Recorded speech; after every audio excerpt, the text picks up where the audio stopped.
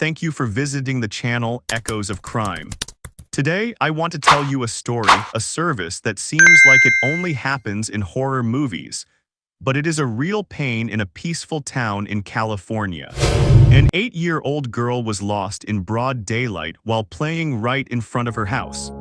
The whole search process was chaotic. The family fell into despair. And when her body was found in a suitcase in a lake, everyone expected it to be an accident or a stranger to do it. But no, the girl's killer was a woman, a neighbor, a mother, a Bible teacher, someone she once trusted, someone the whole town once respected. So what really happened to Sandra Cantu? What could make a woman, a mother, do such a thing to a child? And would we really recognize danger if it was wearing protective gear and reacting every day? Come back with me to 2009 to discover the truth behind this horrific project.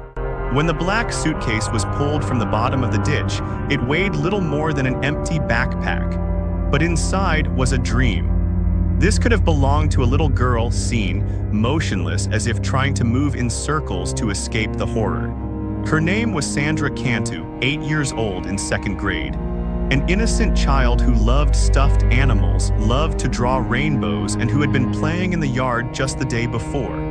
But this was no ordinary arrest. And certainly not a crazed killer.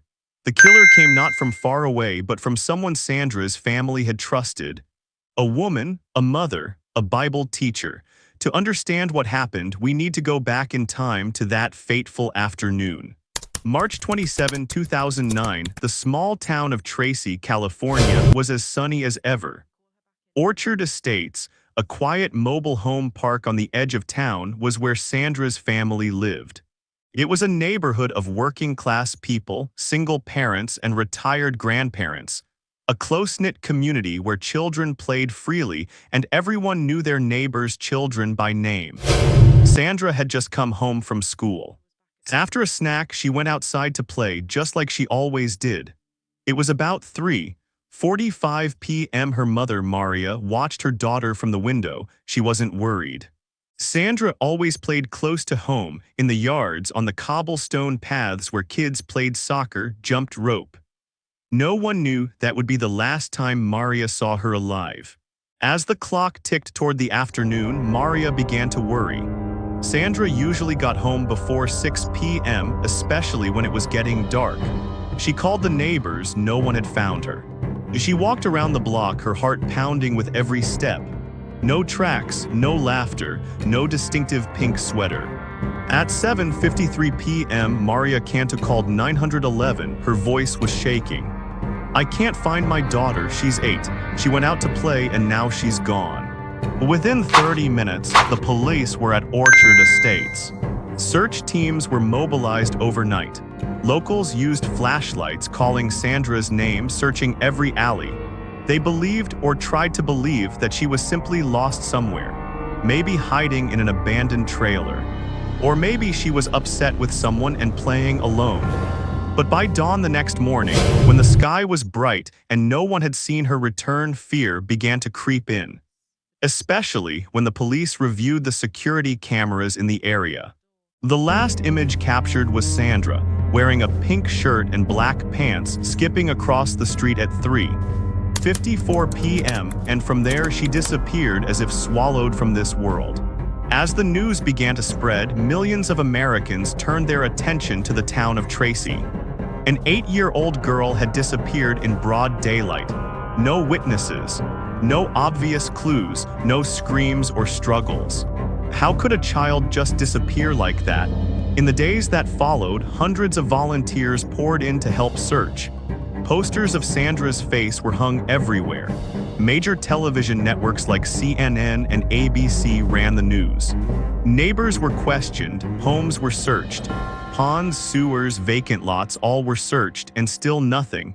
The strange thing was, there was no sign of an attack, no one had heard anything, and there was no evidence that Sandra had left the property. And then, 10 days later, on April 6, 2009, a farmer found something unusual in an irrigation ditch about 3 miles from the community. A black suitcase floating in the muddy water. He thought it was trash until it was opened.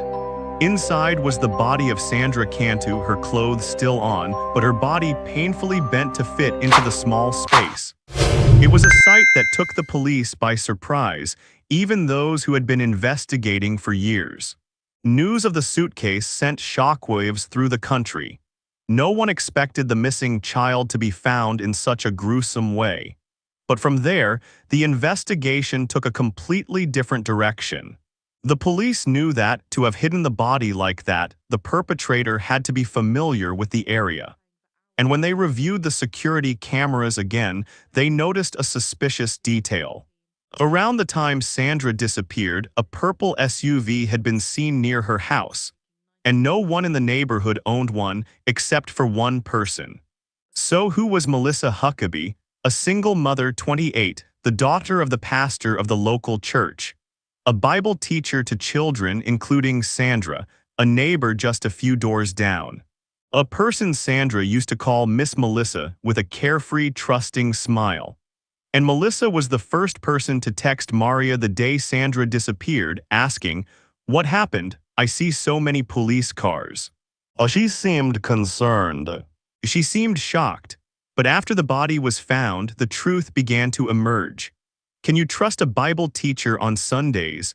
A gentle, kind woman who always wore a long dress took her little girl to church and smiled at everyone.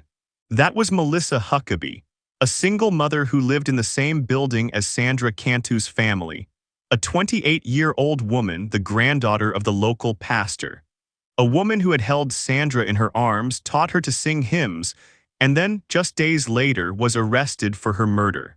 But how did she get found? It all started with a suitcase.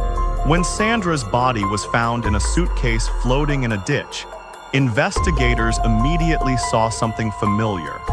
Because not long before, a woman in the building had reported that she had lost a black suitcase. That person was Melissa Huckabee. She told the police that her suitcase had been stolen. But the suitcase containing Sandra's body matched exactly in color, size, and style. It was too much of a coincidence. The police began to wonder. They began to pay attention to Melissa, and it didn't take long for them to realize there was something wrong with this woman. A few days later, Melissa went to the police station voluntarily. She cried and said she felt hurt by the suspicion. She said she was the one who was most heartbroken by Sandra's death. She even took the initiative to approach the media. In an interview with a tired face and tears in her eyes, she said, "I can't stand people looking at me like I'm a monster." But that initiative made the investigators even more suspicious. Who wants to attract attention when they're investigating a child murder case? Murderers usually avoid the spotlight. Melissa stepped into it as if she was acting. The police continued to follow up, and then another strange detail emerged. Melissa had sent a text message to the mother of another girl in the building. In it, she wrote, "I'm sorry for what happened. Tell her I didn't mean to do it. It was an accident." Wait, accident? Sorry, for what? To whom? The other mother was confused. Her child was fine, so what was Melissa apologizing for? The police were stunned. They believed that Melissa had sent the wrong message, intended to send it to Sandra's mother, but accidentally sent it to someone else.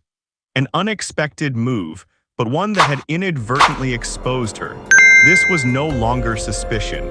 This was circumstantial evidence, a half-hearted confession.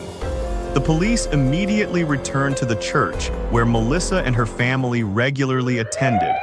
They decided to check every nook and cranny, especially the rooms where she often went with the children for Bible study. And they discovered something terrifying. On the carpet in a small room there was blood. DNA analysis confirmed it was Sandra Cantu's blood, which meant Sandra had been here.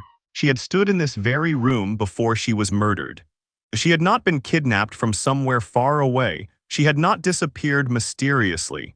Sandra had been led into what she thought was safety, into the hands of someone she trusted. Melissa had used intimacy, familiarity, to do the unthinkable. When summoned again, Melissa seemed to lose control of her words. She confessed, but her confession was vague and fragmented. She said that what happened was an accident, that she had not intended to kill Sandra, but had just panicked, so she hid the body in a suitcase and threw it in a ditch. But what the forensics found said otherwise. Sandra's body showed signs of being drugged before her death. A powerful sedative called lorazepam used to treat anxiety and psychosis. That drug was prescribed to Melissa Huckabee herself. In addition, forensic doctors discovered that Sandra had been severely abused. She had been tied up, brutally bent over to fit into a small suitcase before being thrown into the water. This could not have been an accident. This was intentional, timed, premeditated. So what was the motive? Why would Melissa attack a child? The police began digging into Melissa's personal life. They discovered a past that was not as peaceful as it appeared. Melissa had been diagnosed with bipolar disorder and severe depression. She had a history of self-harm and had been fired from her job for erratic behavior. She had a 5-year-old daughter, the same age as Sandra, and had been suspected by acquaintances of unusual behavior with young children. Although she was never prosecuted, the rumors now became more terrifying than ever. Was Melissa simply a psychopath out of control, or was she a predator, hiding behind morals and religion, hiding her crimes in the guise of an angel? On April 10, 2009, Melissa Huckabee was arrested on charges of first-degree murder, kidnapping, and child abuse. She was jailed that night. The entire community of Tracy, California was shocked. People couldn't believe their eyes. A woman they had trusted, who had sat in church with them, who had sung hymns with the children, was now behind the death of an 8-year-old girl. And the scariest thing was, no one suspected anything until it was too late. No one suspected that the monster was so close, so familiar, but the case wasn't over. The investigation was clear. The crime was exposed. Now it was time for justice to speak. A small room, a woman with her head bowed, not daring to look at anyone, and across the room, Sandra Cantu's parents. The mother clenched her fists, her eyes filled with tears. The father clenched his jaw as if trying not to scream. They all sat there. In the first trial of Melissa Huckabee, the woman accused of killing the beloved 8-year-old girl.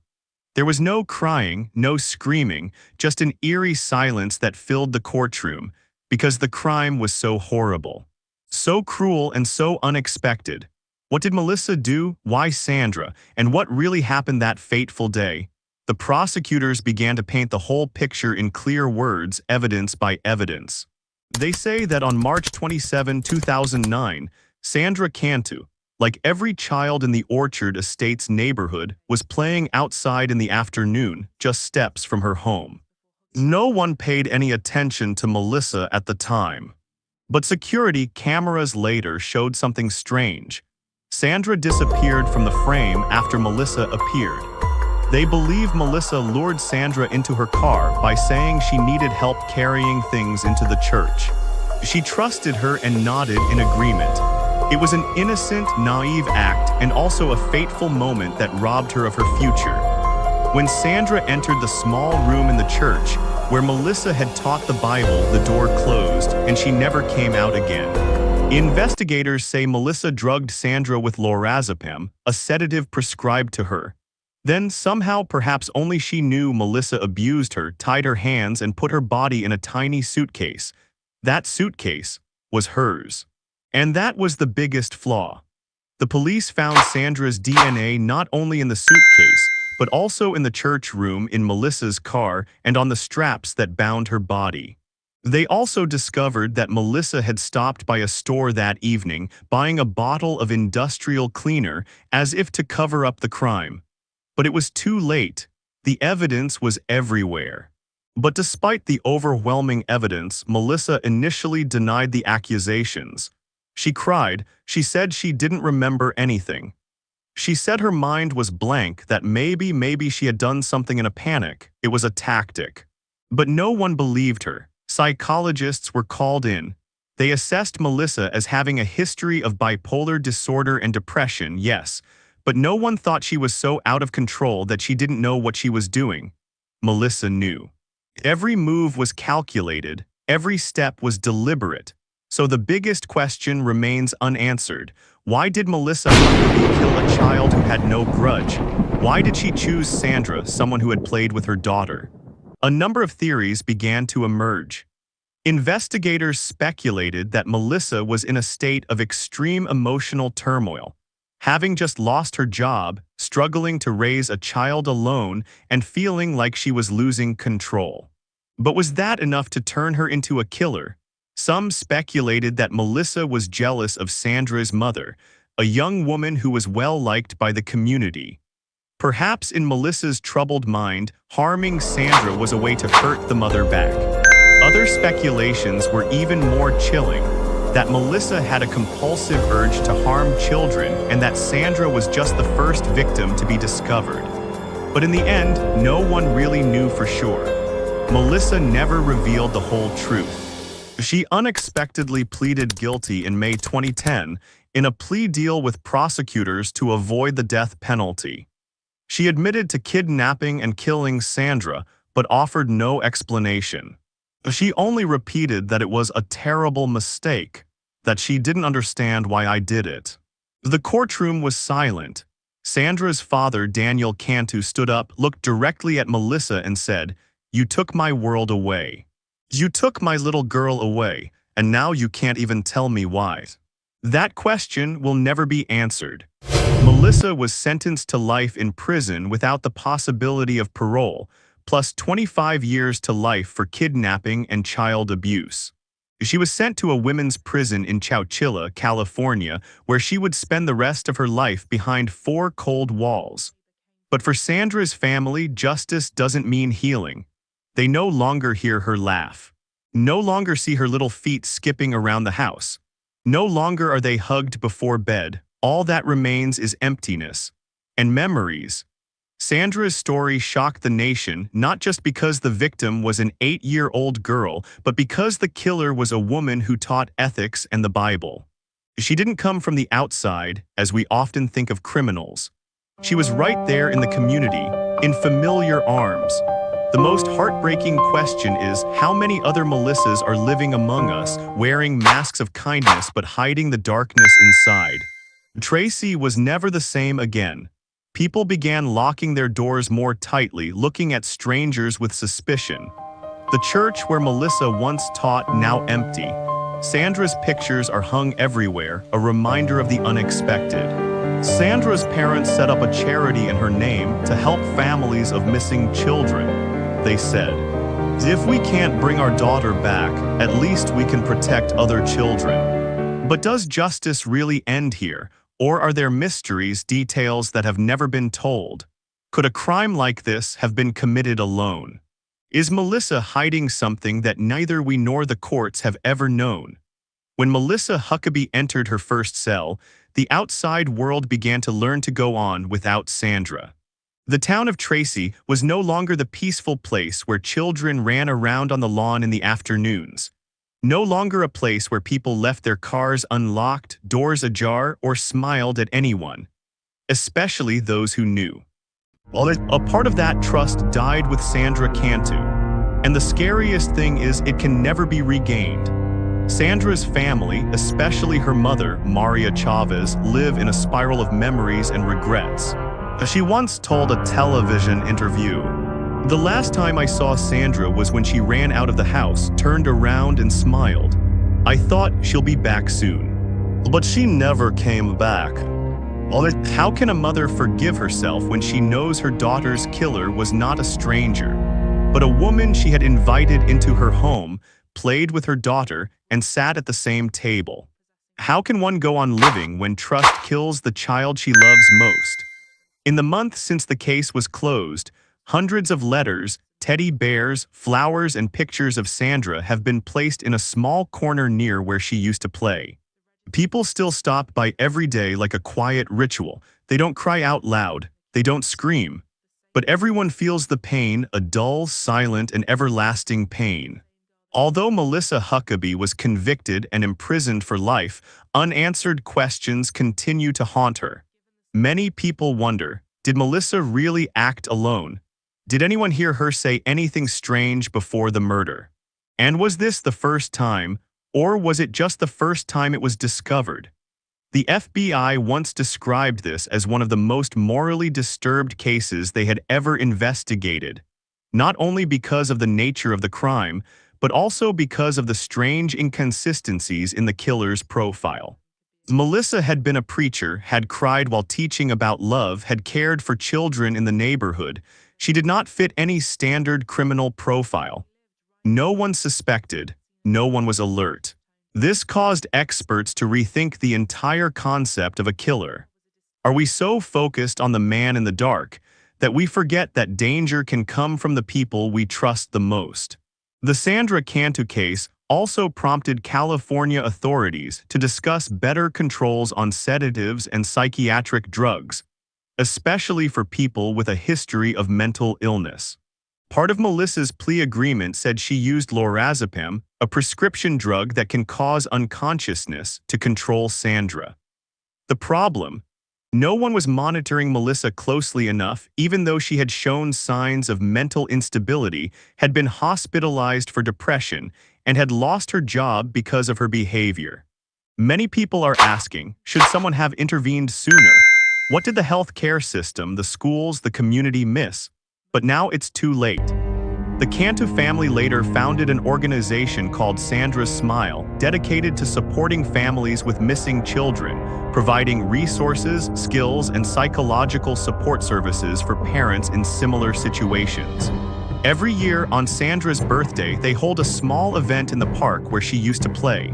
Pink balloons are released into the sky, bearing her name and loving messages from friends and relatives. No more tears, only love.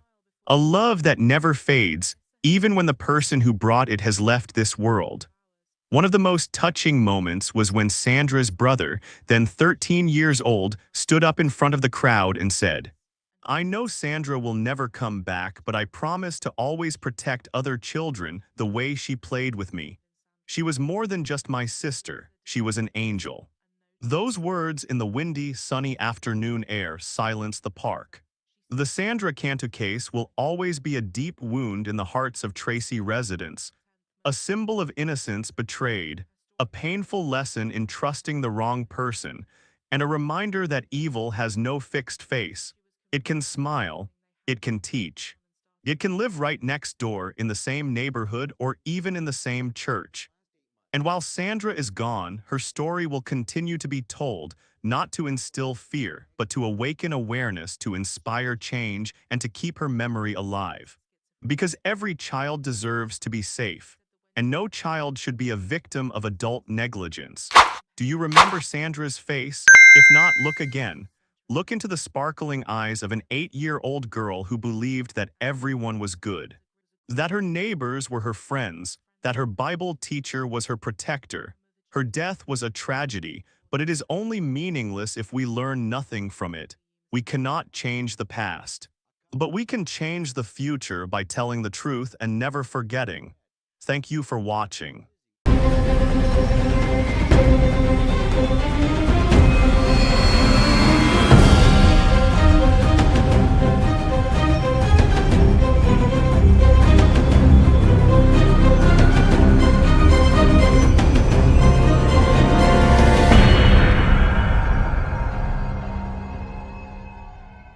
Hannah was just minutes away from reaching school, just one more turn down a quiet street in Camp Hill, just one more moment to make it through the morning. But she never made it. It was a midweek morning. The sun had risen early over the quiet suburbs of Brisbane, Australia. People were walking their dogs. Children were getting ready for school. And then, everything was consumed by flames in less than a minute. A car screeched to a stop outside a house. A man washing his vehicle turned his head just in time to hear a scream that ripped through the still air. "Call the police, he's going to kill me." Inside a silver Kia Sportage, a woman was struggling desperately, her eyes wide with terror, her hands clawing at the window. Beside her sat a man, his gaze blank, his jaw clenched, holding a lighter in his hand. And then a deafening explosion. Flames erupted like a nightmare, without warning, without escape. A horrifying scene unfolded. A young mother engulfed in fire stumbled out of the vehicle. She screamed not for herself, "My kids. My babies are still in the car. Why didn't I stay with them?" The fire consumed everything. No one could stop it. No one could act fast enough. The incident happened on the morning of February 19, 2020, but the sounds and images are forever burned into the memory of that neighborhood and the entire nation of Australia. A young mother, beautiful, strong, full of life. 3 innocent children, sweet, joyful on their way to school.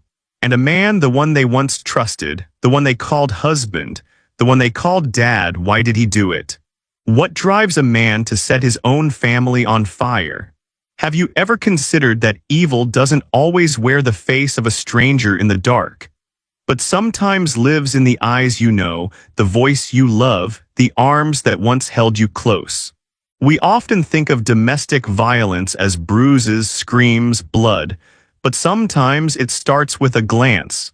A controlling question, "Where are you going today? Why are you wearing that dress?"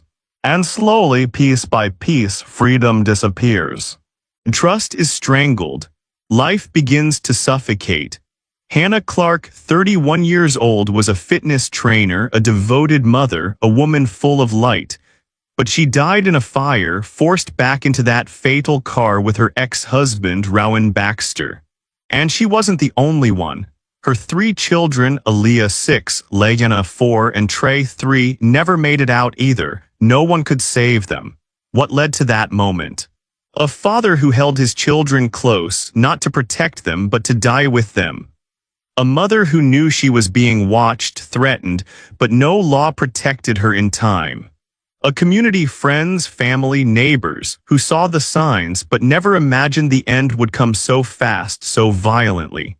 Why couldn't a woman once described as independent, strong, radiant, escape the grip of a man she once loved? Why did the law, the police, and the people around her, who all knew something wasn't right, still fail to protect her and her children? And the most terrifying question of all, if this happened to someone you love, would you have time to save them?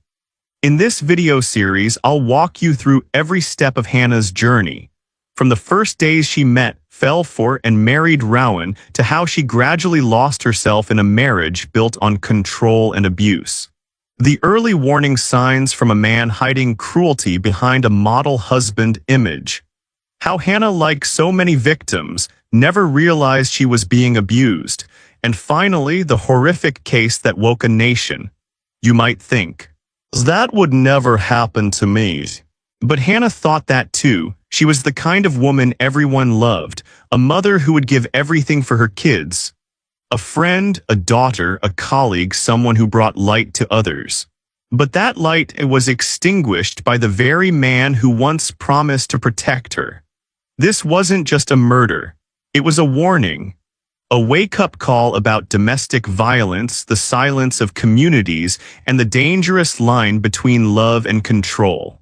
It's also a tribute to a woman who used her last breath to name her killer, so others might not suffer the same fate. So let's go back, detail by detail. Because sometimes, it's in the most heartbreaking stories that we learn how to save each other. Just an ordinary Wednesday morning, just another quiet street. But in a few short minutes, it became the doorstep of hell. Camp Hill, a peaceful suburb southeast of Brisbane, Australia, tree-lined streets, red-tiled roofs, bicycles resting against wooden fences. A place everyone believed was heaven for families and children. In Camp Hill, you didn't lock your doors. You greeted your neighbors every morning. Kids played in front yards without worry. And Hannah Clark once believed it was the safest place to raise her 3 children.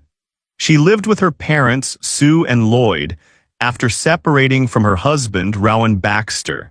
Hannah had walked away from a controlling marriage, trying to rebuild her life. Those who knew her described her as a mother who never took her eyes off her kids. Hannah always showed up with a smile, despite the pain she carried deep inside. That morning, February 19, 2020, began like any other. 6:00 a.m. Hannah put on her workout clothes to coach her early clients. 7:00 a.m. she returned home, got the kids up, made breakfast. 7:30 a.m. dressed in leggings, a tank top, hair tied high, she loaded the children into her Kia and headed to school. The car rolled out of the driveway with 4 lives inside. No one knew it would be the last time anyone saw her alive. As the Kia turned onto Raven Street, less than a kilometer from home, Hannah stopped. Someone blocked the road. Rowan Baxter, her estranged husband, appeared out of nowhere, holding a knife, eyes filled with rage. In an instant, he jumped into the car, forcing Hannah into the passenger seat. The car kept moving, now under his control. A neighbor heard the screeching tires. Another heard a blood-curdling scream from inside. "He's got a lighter, he's got petrol." And then it exploded. The Kia Sportage burst into flames in the middle of the street. Residents screamed, dialed emergency services, ran for fire extinguishers. A mother, burning alive, stumbled out of the car. She was still conscious. She was still speaking. Rowan did it. He poured petrol in the car. "My kids are still inside." Her final words were an accusation. Even burned on 97% of her body, Hannah chose to speak. So no one would doubt, so no one would excuse. Police and paramedics arrived within minutes. But it was too late. The children, Aaliyah, Leanna, and Trey, died instantly from burns and smoke inhalation. Rowan, who started it all, stabbed himself next to the vehicle. He died on the spot. Hannah was rushed to the hospital, she fought. She stayed awake, but she didn't make it. She passed that afternoon. Quietly, proudly, in excruciating pain, Australia was shaken. Live news reports streamed from the scene. Reporters wept on air talking about Hannah. Images of the charred car, white cloth-covered bodies, and Hannah's mother's devastated face. No one could believe this happened in Camp Hill, in Brisbane, in Australia, but this wasn't an accident, not a sudden fit of rage. It was the result of years of threats, ignored, dismissed, overlooked. And no one in her world acted soon enough to stop it. Friends of Hannah had seen it coming. They told stories of how Rowan controlled every part of her life, what she wore, where she went, who she spoke to. He didn't allow her to wear bikinis. He wouldn't let her leave the house unless she told him in advance. When she finally left the marriage, Rowan began stalking her. He sent anonymous emails. He made false reports to child services, accusing Hannah of abusing their kids. Her parents had called the police. They filed for restraining orders, but everything seemed to fall into the cracks between legal agencies. And when Hannah and her 3 children died, burned alive in broad daylight, it all became horrifyingly clear Rowan had planned it. He carried petrol on him. He knew the school drop-off schedule. He knew no one would be able to stop him if he moved fast enough. Peace had been shattered, not by a gunshot, but by years of silence surrounding domestic abuse. A silence that lasted far too long until it killed 4 innocent people. "We lived in the safest neighborhood in the city. We thought stuff like this only happens in movies. As if only I had noticed more." Those were the words spoken by Camp Hill residents after the tragedy. But sadly, they came too late. What about you? Have you ever heard a friend say, "My husband is so controlling"? Have you ever noticed someone quietly pulling away from their social life and thought, "They must be busy"? Have you ever looked into someone's eyes and missed the silent scream? What happened to Hannah wasn't random. It was the result of neglect, of people saying, "It's probably not that serious. It's a private matter. Let them sort it out." It came from not believing women, even when they were crying for help. A few months before her death, Hannah posted on Facebook, "Believe women when they say they're being controlled, threatened. Sometimes you don't get a second chance to help." He was a fitness coach. He posted sweet photos holding his kids. He told the world he adored his wife, but behind the smile it was something else. A darkness of jealousy, obsession, and violence. Hannah Clark, 31, a mother, fitness enthusiast, a free-spirited woman. Rowan Baxter, 42, her ex-husband. He once had everything, a family, a business, respect at his gym. But there was one thing he couldn't accept losing: control. Before her name made headlines, Hannah was just a devoted mother. She loved sunflowers, she adored her cats, she once dreamed of opening a cozy cafe by the sea. She had 3 children: Aaliyah 6, Layana 4, and Trey 3. People remember the photos she shared online. Her 3 kids piled on the couch, messy hair, giggling. The caption read, "Mum is exhausted, but Mum is happy." She once said, "I don't love him anymore, but I believed he was a good father." Their marriage lasted almost a decade. From the outside, everything looked normal, but behind closed doors, it was a maze of control. Rowan didn't allow her to use social media without showing him posts first. He checked her phone messages. He monitored her bank accounts. He forced her to cut ties with her friends. Even her outfits, like gym leggings or tank tops, had to be approved by him. Friends described him as quick-tempered, irrationally jealous, the type to go cold if Hannah smiled at another man. After years of emotional suffocation, Hannah finally made the decision. She left. She moved out with her kids, returning to her parents' house in Camp Hill.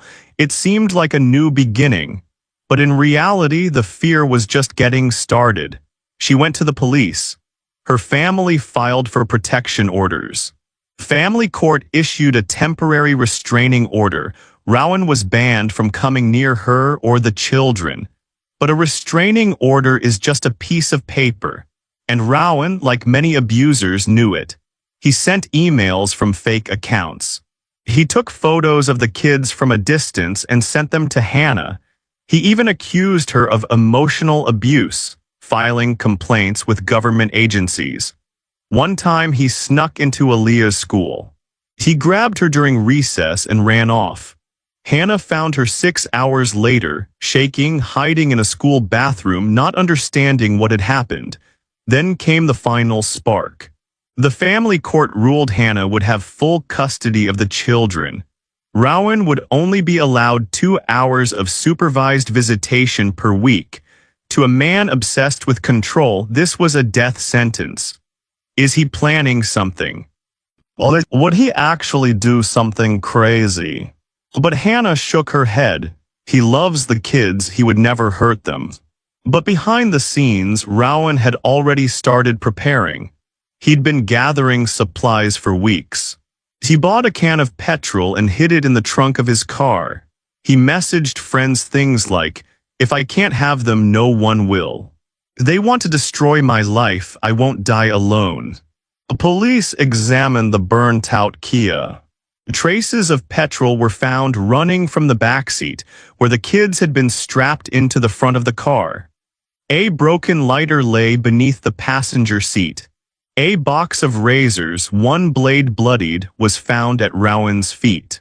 On the sidewalk where Hannah collapsed after escaping the flames, a scorched handprint was burned into the asphalt. Neighbors used wet towels, bottled water, anything to put out the fire. One man tried to jump into the car, but the heat forced him back. When Hannah arrived at the hospital, burned across 97% of her body, she could still speak. And she did. Rowan did this. I saw him with the lighter. I saw him smile. Police ruled it a murder-suicide. Planned, calculated, cold. At Rowan's home they found a handwritten journal they deserved to burn. A printed map of the school route, with times and locations. A recorded voice memo where he said, "I'll make sure they remember my name forever." Inside his pocket during the autopsy was a half-burnt note with one final line scribbled, "God will understand. I did it for love." The public was horrified. Media outlets called it the most brutal domestic violence killing in Queensland's history. Thousands gathered for candlelight vigils and protest marches. The names Hannah, Aaliyah, Layana, and Trey were etched into the heart of a nation. But from that moment, Australia finally asked the question it had avoided too long. Why couldn't anyone stop him? Had everyone seen the signs but failed to act? Had the legal system truly done all it could to stop men like Rowan Baxter? I did everything, called police, filed restraining orders, told my friends. But no one could truly protect me. Hannah, 2 weeks before she died. Has justice been served?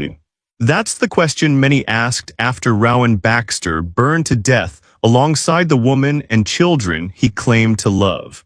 But in the eyes of Hannah's parents, no justice could ever heal a scorched heart. Lloyd Clark, Hannah's father, later recalled, "There are no school runs anymore, no daycare pickups, just empty hours and memories that cut like glass." No one can truly understand what it's like for a father to bury his daughter and his 3 grandchildren in 4 small coffins. No one can imagine the pain of choosing burial clothes for children who were reduced to ashes. At their funeral, Hannah's white coffin was laid beside 3 smaller ones, decorated with sunflowers and soft toys. People who attended said, "We've never felt sadness so thick in the air." But amid the grief, a decision was made. The Clark family would not be silent. They would turn pain into purpose. After the tragedy, Lloyd and Sue Clark founded an organization called Small Steps for Hannah. Its mission, to raise awareness about domestic and family violence, to change the laws to protect women and children, to educate communities about the early signs of coercive control. We lost 4 lives, but if we can save just one more family, we have to try. Since then, they've spoken at over 150 schools, connected with 2,000 plus survivors, and campaigned to reform Australia's domestic violence laws. And the conversation finally changed. People started to talk openly about invisible violence, abuse that doesn't leave bruises, control that doesn't shout but whispers in every decision, fear that grows not from fists but from gaslighting and surveillance. Phrases like, "Why are you wearing that? Don't talk to other men's. If you love me, delete your male friends," are now being recognized for what they are, signs of abuse. Even Hannah didn't realize she was being abused, not until it was too late. She didn't know she was being controlled. Neither did we, until it was far, far too late. Sue Clark, Hannah's mother. Hannah's death was more than a personal tragedy. It became a national wake-up call. Under public pressure, the Queensland government began taking real action, harsher penalties for coercive control, increased funding for domestic violence support services, electronic monitoring for high-risk offenders. And in 2020, she followed the system, but the system wasn't fast enough. Society wasn't fast enough.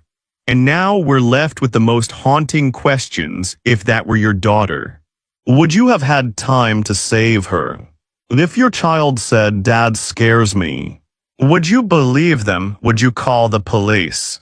Or would you say it's just a domestic issue? Hannah Clark, Aaliyah, Layana, Trey, they are gone, but they are not meaningless. Their names are now etched into the heart of a movement. A new chapter where women can say, "I'm scared," and actually be heard. Share the story, listen deeper, act sooner, because sometimes just one look, one question, one phone call